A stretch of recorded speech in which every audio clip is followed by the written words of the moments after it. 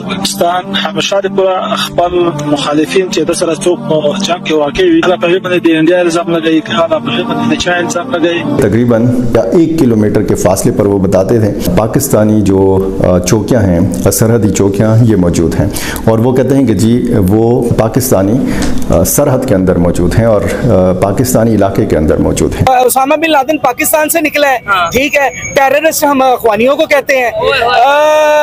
ये जो जितनी दहशतगर्दी दुनिया पूरी में हुई है, सारे का सारा मलबा पाकिस्तान पे डाला है.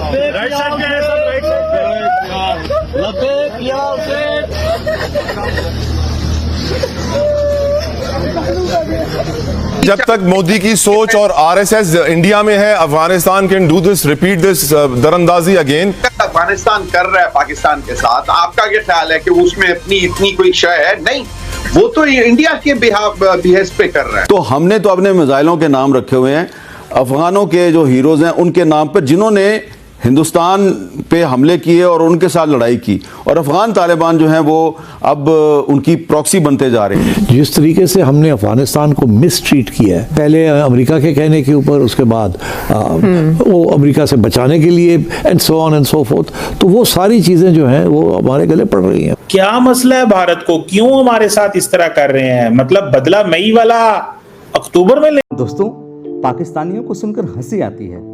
कहाँ से आते हैं ऐसे लोग? ऐसा लगता है ये लोग हमारे गोले के नहीं हैं, किसी और गोले से आए हैं.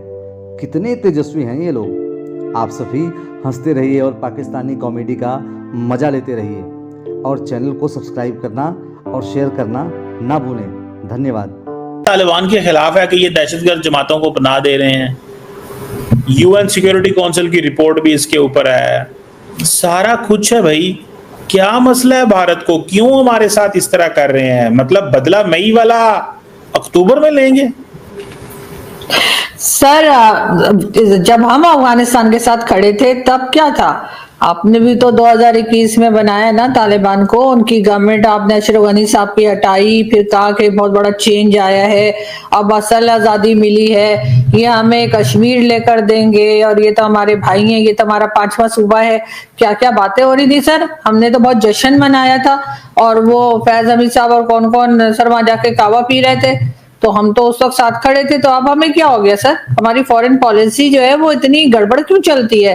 जिस वक्त अफगानिस्तान को कोई बात नहीं कर रहा था तो उस वक्त हम साथ खड़े हुए थे. अब जब सारी दुनिया इंगेज हो रही है उनके साथ, सिर्फ भारत की बात नहीं है, तो हम अचानक से कह रहे हैं कि जी इनके साथ क्यों चले गए? मतलब सब हमारी मर्जी से काम होगा सिर्फ? या आप ये कहिए कि क्योंकि अफगानिस्तान भारत के साथ बात करने लगा है, भारत के साथ ट्रेड और दूसरी चीजों पे बात हो रही है, तो वो हमें बुरी लग रही है. हम समझ रहे थे तो हमसे पूछ कर करेंगे कि हम कहाँ जाएं और कहाँ ना जाएं, मगर उन्होंने तो हमारी नहीं सुनी. नहीं मैडम, ये क्या, मुझे तो इस लॉजिक की समझ नहीं आ रही. तालिबान को सारे इंडिया के अंदर भी कहते हैं वो दहशतगर्द हैं, ये दुनिया भी कहती है दहशतगर्द हैं.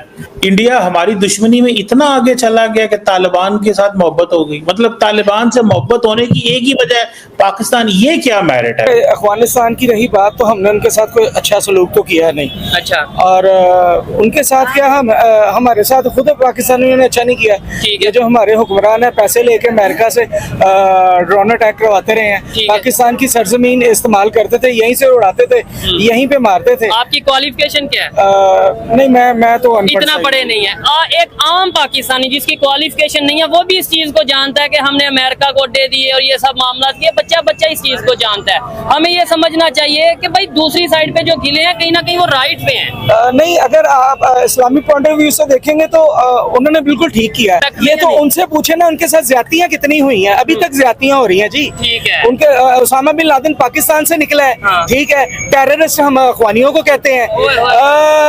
ये जो जितनी दहशतगर्दी दुनिया पूरी में हुई है, सारे का सारा मलबा पाकिस्तान पे डाला है. और आप हिस्ट्री देखें, इंडिया के साथ जितने जुल्म हमने किए हैं ना, इतने इंडिया ने नहीं किए. अच्छा. ठीक है ना. ये जो ब्लास्ट हुए हैं, लास्ट जो उन्होंने ये पाकिस्तानी थे, ये अमेरिकन थे. अच्छा. बांग्लादेश के थे यार. ये पाकिस्तानी मीडिया ने, अजमल कसाब बांग्लादेश का था. मीडिया ने जानबूझ के हम धक्के में हमारा कर दिया. यानी ये जो पाकिस्तान मीडिया ये अपने खिलाफ कर दिया यार. ये टॉप शॉप में चला अहमद मीर के प्रोग्राम पे समझते ना उनके घर जाके साहिवाल आई थी, हमारे ऊपर ये उन्होंने तो उसके फादर का इंटरव्यू भी किया था। पाकिस्तान को पीछे धकेलने के लिए दोनों बॉर्डर्स हॉट रखने चाहिए, नहीं तो एक बॉर्डर ना हॉट हुआ तो फिर नुकसान हो सकता है। तो मेरा ये ख्याल है कि ये परमानेंट पॉलिसी बना ली है तालिबान ने भी और उधर इंडिया ने भी। तो किसी स्टेज पे भी इंडिया जो है वो अपनी लाइन के ऊपर और एक्शन कर सकता है ताकि आप फिर इधर थोड़ी तवज्जो दें, उधर से वो कर सकते हैं।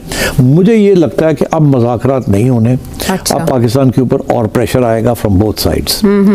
इसकी तवक्को करें कि बिल्कुल लॉजिकल है और रैशनल है कि वो ये करेंगे। तो आप कह रहे हैं कि 48 आवर्स में कोई बातचीत नहीं होगी, ये जो टाइम बातचीत नहीं होगी, उसकी वजह ये है कि बातचीत तो पता नहीं कब से हो रही है। रूस के अंदर मॉस्को कॉन्फ्रेंस के अंदर भी लंबी चौड़ी बातें हुई हैं पाकिस्तान के रिप्रेजेंटेटिव्स जी, और अमीर मुत्तकी और उसके बाद उसने पता नहीं वहाँ क्या कहा क्या नहीं कहा, सुन लिया होगा। उसके बाद उठ के वो अमेरिका इंडिया चला गया और वहाँ जाके दियोबंदी वहाँ जाके उनको एड्रेस किया उसने। तो मतलब है कि वो तो बिल्कुल इसका पूरा एक्सप्लॉइट करना चाह रहे हैं। ये जो ट्रेड बंद की है या महाजरीन है, ये किया ना। एक तरफ तो इन्होंने यहाँ से कोई बहुत लोगों को यहाँ से निकाला है, अब निकाला है तो जो लोग यहाँ से गए हैं वो भी पाकिस्तान के खिलाफ हो गए ना। जाहिर है जिस तरह डिपोर्ट किया जाहिर है वो आके यहाँ रह रहे थे, उनको निकाल के भेज दिया। तो ये भी एक हमारी भी मजबूरी थी कि अगर हम उनको ना निकालते तो वो एक fifth column sympathetic to the TTP या टीटीए वो यहाँ थे, तो कोई पता नहीं था ना कि वो भी उनके साथ मिल जाएंगे या किसी वक्त अंदर से कोई प्रॉब्लम हो जाए। तो हमने तो उनको कहा जाओ अपने घर जाओ, मगर उनको बात पसंद नहीं आई। वो वहाँ गए और वहाँ यकीनी तौर पर ये सारे जो वहाँ गए हैं इनमें से जो एक्टिविस्ट हैं वो या वो ज्वाइन कर लेंगे टीटीपी को या टीटीए को। तो मतलब है वो और अपनी जगह पे प्रॉब्लम है, छोड़ दें तो कल को ये अंदर से ही ना कोई गड़बड़ हो जाए, उधर जाते हैं तो वो उनको ज्वाइन कर लेते हैं। So we have a problem, और ये प्रॉब्लम आ रहा है फ्रॉम आवर हिस्ट्री। जिस तरीके से हमने अफगानिस्तान को मिसट्रीट किया है, पहले अमेरिका के कहने के ऊपर, उसके बाद वो अमेरिका से बचाने के लिए and so on and so fourth, तो वो सारी चीज़ें जो हैं वो हमारे गले पड़ रही हैं और कोई ईजी सोल्यूशन नहीं है। इसीलिए आखिरी स्टेज ये आ गई है, बात करने की भी कोशिश की, पैसे से मसला हल करने की कोशिश की। फॉर एग्जांपल ये कहा जाता है कि टीटीए ने कहा कि जी कोई 10-12 अरब रुपया आप 10 अरब की पेश करें तो हम इनको कहीं यहाँ सेटल कर देते हैं। लेकिन पाकिस्तान ने गारंटी मांगी कि भाई वो वहीं लगाएंगे। होगा ये क्या, कौन वो अपनी पैसे लेके हथियार लेके और फिर पड़ जाएंगे आपको, वो कोई गारंटी तो है नहीं। वो तो कहते हैं हमने पाकिस्तान का इलाका लेना है, अटक तक लेना है हमने। वो तो उनके तो एजेंडा ही कुछ और है और उनके पास बारे में पैसे की कोई शॉर्टेज नहीं है। दे आर वेरी रिच, उनको हर जगह से पैसा उनके पास है, इट्स नॉट अ प्रॉब्लम। तो ये पैसे वाली बात ही नहीं है। फिर यहाँ ये फैसला हुआ कि उनको यहाँ सेटल कर देते हैं, चले जी छोड़ो आ जाए, अपनी फैमिलीज ले आए, यहाँ सेटल हो जाए। ये भी एक इमरान खान के ज़माने में ये पॉलिसी बनी थी। उसके बाद जो अगली गवर्नमेंट आई PDM की, उन्होंने भी इसको आगे बढ़ाने की कोशिश की। दोनों ने ये सोचा यही तरीका है, क्योंकि उस वक्त की एस्टैब्लिशमेंट एक ही थी ना, गवर्नमेंट तो चेंज हो गई थी मगर एस्टैब्लिशमेंट एक पॉलिसी वही थी। तो पॉलिसी वही रही, मगर वो भी नहीं काम आई। कुछ लोग आके सेटल हो गए यहाँ, मगर वो जो सेटल हुए वो अपनी खवातीन को, बच्चों को ला दी, मगर खुद वो अपने हथियार लेके वहीं बैठे रहे। तो वो मतलब दैट डिडंट वर्क आउट। और ये उसी तरीके की सिस्टम है जाके पहले 2010 से लेके 2014 तक हमने पता नहीं कितनी एग्रीमेंट्स की थी TTP के साथ, पाकिस्तान के अंदर जब थे वो।